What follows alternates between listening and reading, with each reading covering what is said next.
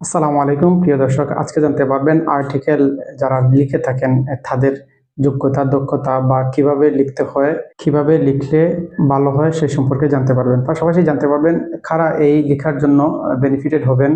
Print media বা online media যেখানেই সম্পাদকীয় লেখা হয়ে থাকে না কেন, সেখানে কি কি বিষয় লিখলে ভালো হয় এবং কারা বেনিফিটেড হয়ে থাকেন সেই সম্পর্কে জানতে পারবেন।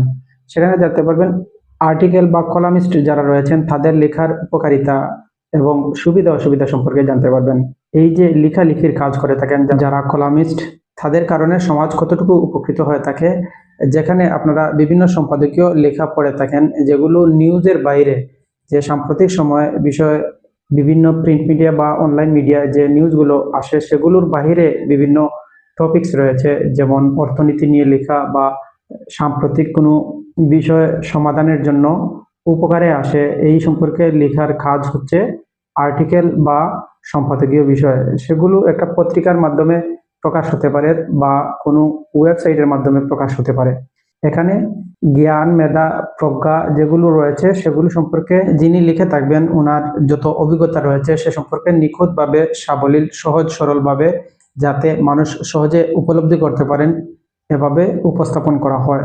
সো এগুলো দ্বারা সমাজ, জাতি এবং মানুষের উপকারে আসে এবং সকল ক্ষেত্রে এগুলোর প্রভাব কতটুকু বিস্তার করতে পারে সেই সম্পর্কে আপনাদের সামনে তুলে ধরবো।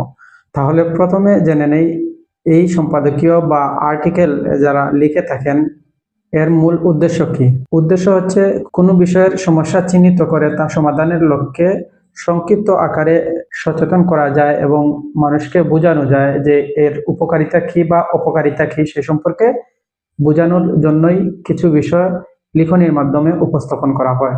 সেগুলো অনলাইনের মাধ্যমে হোক বা কোনো পত্রপত্রিকার মাধ্যমে, প্রিন্ট মিডিয়া হয়ে থাকুক না কেন, সে যে কোনো উপায়ে লিখলেই তা আর্টিকেল বা কলাম হিসাবে গণ্য করা হয়।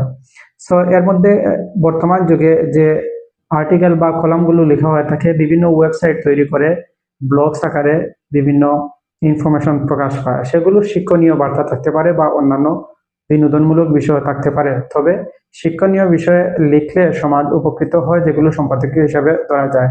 সো এখানে কি কি বিষয় উপলব্ধি করে লিখতে হয় বা কাদের উদ্দেশ্যে লিখতে হয়, এই লেখাটি যিনি লিখবেন ওনার মন মানসিকতার উপর ডিপেন্ড করে যে লেখা কতটুকু উপকারে আসবে। সো যারা লিখে থাকবেন তাদের যেন সৎ উদ্দেশ্য থাকে, তাহলে সমাজ উপকৃত হবে।